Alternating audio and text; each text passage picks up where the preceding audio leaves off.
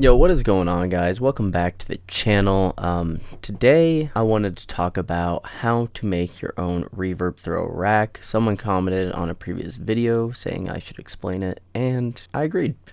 It's a very simple rack, but I use it in every single song. I originally got the Valhalla throw reverb set up from Company. It was like my second month producing, and I saw him use it, and I ended up getting Valhalla reverb because of that, and I use it in every single one of my tracks. It's great for movement and filling up space. Not all you guys have Valhalla, so I made a stock one for you guys, and I'll drop the rack in the description below, but I'll also show you what it is, how it works in a very simplistic loop, and then I'm going to show you an actual in-project example of how I use it, because I use Valhalla throws, well, I call it Valhalla reverb throws, all the time. It's the most used plugin / rack that I use outside of just Serum. So I think it's very important that we go over that. Guys, like this video, learn something new, enjoy the rack. Feel free to hit that like button, and feel free to subscribe, as I am grinding to 1,000 subs by hopefully the end of the year. So let's get into it.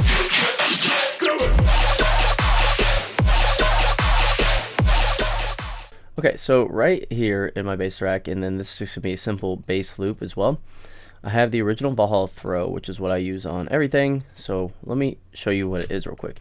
It's one knob that messes with auto filter on 3 parameters, which is just pretty much sweeping out the lows as you add reverb and doing a little bit of a resonance. So you can see it goes up. This way, when you're adding reverb, you don't want to add anything muddy. Valhalla room is set at a depth of 100%, a little bit of a high cut, longer decay, no pre-delay, no mix. EQ is just dipping out the lows for a little bit. It doesn't really matter, because as you go up, you're not going to verb throws. And then a compressor just to kind of help everything together and make sure it's not peaking past, well, 0. So as you see, one knob does that, does it all. See in here, only goes up to about 60%. Now Valhalla room is a little more intense than your stock reverb, but here it is. Once again, same auto filter, same EQ, same compressor, all same settings. All I did was change the reverb to fit parameters that were thrown in Valhalla room. So once again, did a little bit of a high cut around 11K. I put the size lower because this makes it a more condensed style reverb, which kind of be like the depth of Valhalla. High chorus just because it adds a little nice tonality to it. Density all the way up because it's going to help with like a thicker sounding reverb. If you turn it down, obviously it's going to be more thinned out.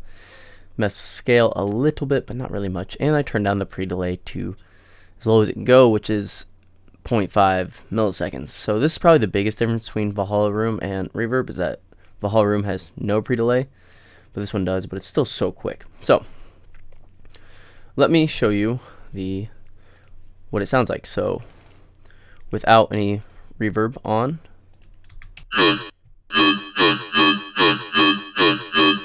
okay, super simple. And now with, you can hear the movement, and I'll show you the automation. So it's a great way to add space into your mix that way. And for comparison, if I copy this and then I put it on my Valhalla throw one,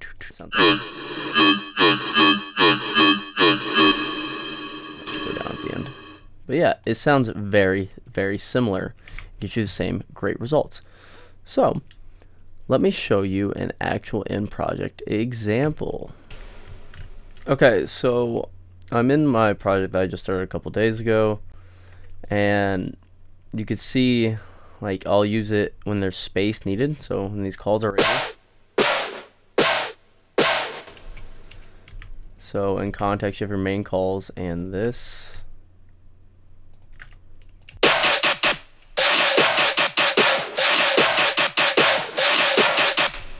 And then we have another layer on top, which is the main group. So then all together, you get in some movement like this.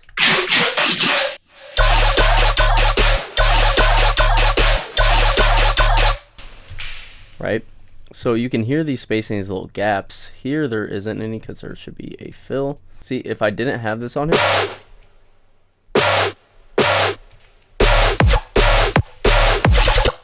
It adds a little more space. Now this is small touches, and you can generally, if you wanted to, I would generally do it on like, if I didn't have this guy filling up the space, I would reverb out like here, but so we have space, and then you get full contrast.